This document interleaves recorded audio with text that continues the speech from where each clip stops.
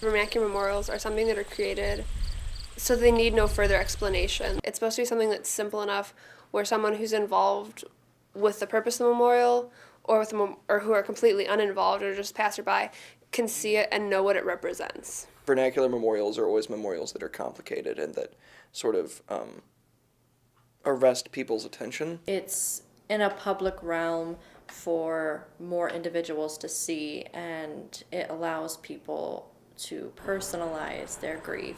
It's something that came from the corner of someone's mind to remember something that's been lost or to honor someone's memory. It's unique. It's not just, a little marker put up somewhere. It's an actual, there's a story behind it, and there's this whole expression behind it.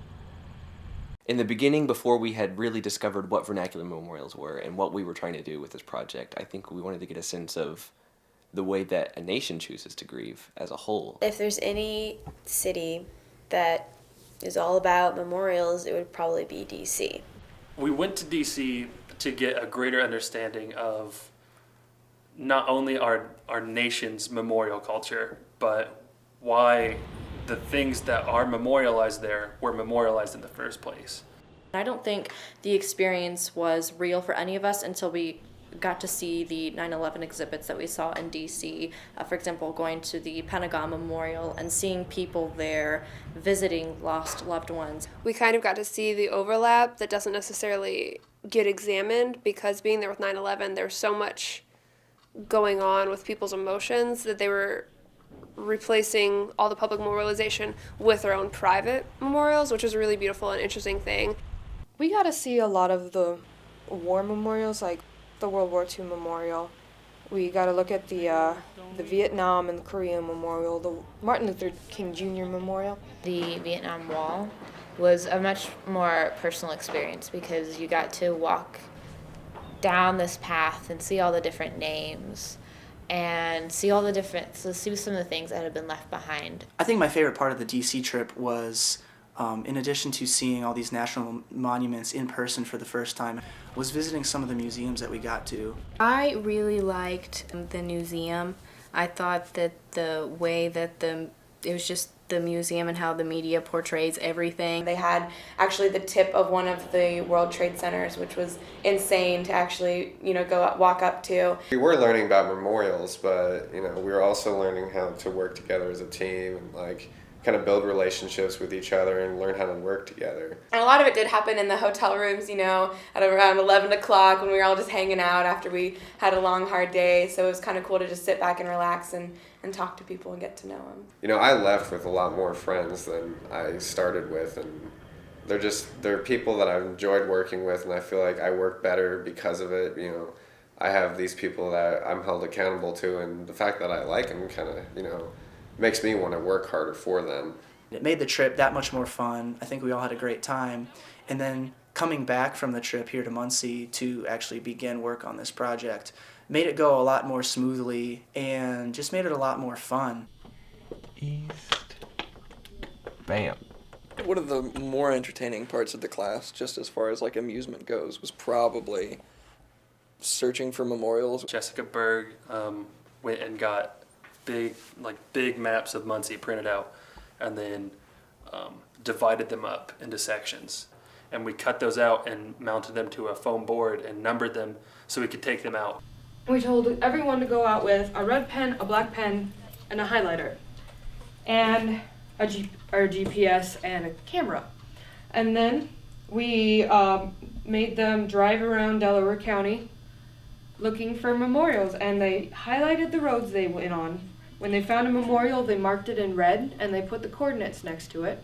Depending on where you went, it was either really scary or really fun. Anytime we were on a busy road, I was kind of nervous. I was usually driving, so I had to be concerned about getting my car out of the way of people. It was definitely stressful at times, just being a driver. And she would always be like, oh, what do I turn around? And so we'd go a mile down the road before she'd get the guts up to turn around. It was really funny. It took a lot longer than I thought it did. I mean, if you look at this map back here, Delaware County doesn't look that big on the map.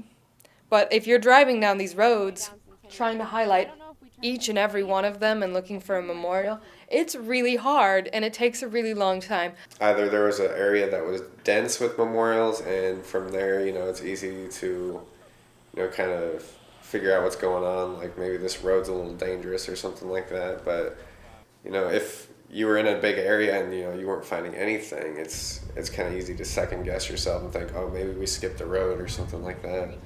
And that just goes with the geographic placement of memorials. Sometimes they're more dense in areas, sometimes they're less dense.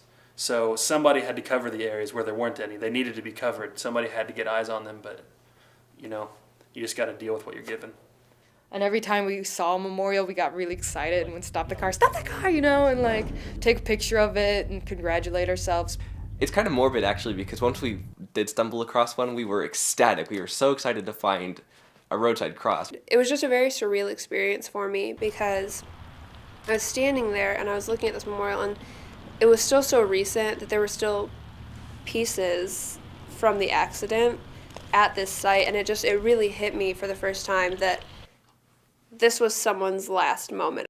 People remember him, and this is the way that they choose to do it. And I think that that's kind of really where it hit with the project. Like, this is what we're doing. Like, this is what we're aiming for. When we were looking at vernacular memorials, the place that really helped us was the Muncie Public Library, because they had archived newspapers that we could go through and browse through, and that was how we stumbled upon a lot of ours. We knew his death date, so we just looked at the Muncie newspapers for those days and found his parents' name and his obituary. And from there, we just went online to try to get a hold of his parents, and I just called and I said, "Hi, my name is Rebecca Fairman. I'm a Ball State student. We saw your son's memorial cross, and we'd love to interview you about it." And she was so excited. I mean, just making that initial contact it's nerve-wracking, because you never know really who's on the other end of the line. Like, you've never met them, you never talked to them, and you're asking them about one of the most difficult times in their life. And ultimately, everyone's always really nice about it. I was really surprised on both how excited people were to talk about it and how well they kept themselves together during the interview. Obviously they were emotional, but it was something that was obvious they wanted to talk about. I didn't even really get my feet wet. I pretty much jumped right in, and it was really nerve-wracking, but I was also very lucky because Mrs. Mock was very forthcoming and very comfortable talking about it with us. You don't even remember that you're interviewing a lot of the time. It's just kind of listening and trying to understand. I feel like people are very willing and happy to tell their stories, and I'm glad to help them, tell it. Well, we have come a long way in terms of the book's organization. At first, we thought we would just have different parts of the county literally divided and cut up, and we would talk about that particular space in each section, which was going to end up having multiple chapters and very lengthy sections, and then some sections wouldn't have any pieces at all if we didn't happen to find any memorials in that section. So we kind of nixed that idea really early on. It was going to be really unbalanced if we did it that way. There's like 2 memorials in like one town, but there's like 50 memorials on one road. So it's like, well, how do we... And then it's like, where do you throw the tattoos and, things like that. And so then we decided on the 4 sections, and they are spaces, bodies, performance, and commerce. And then the introduction, and then the afterword by Professor Mix. I think with the book we tried to actually come up with a structure that would have given us more focus on the stories that we could actually find, because I think the stories were an essential part of what we wanted from it. The editorial team had this kind of brainstorm about organization kind of at the 11th hour, and we suddenly and when they came to talk to me about it, I said, that's a really cool idea, but that's going to be a hard idea to pull off. If this seminar were a marriage and everyone were married, Washington, D.C. would be our honeymoon, and the deadline would have been the first major crisis of the relationship. I was afraid that different writing styles were going to clash in the book and it wouldn't be uniform. Because if you have a uniform design, uniform consistency with the photographs, all of the pictures are equal in quality really. And the design is equal throughout. Why shouldn't the writing be equal throughout? Equal quality, ease of access for readers. I feel that intellectual property is the issue that was at hand. Someone writes something, they want their name to be attached to what they've written. People have their own writings, have their own work, myself included, and would like that individual writing to shine. I don't particularly agree that we should have everybody's name after every article. I mean, we are all working as a team. Like, nobody has done more work than the other person. You need to be open-minded enough to change your work to fit in with everything.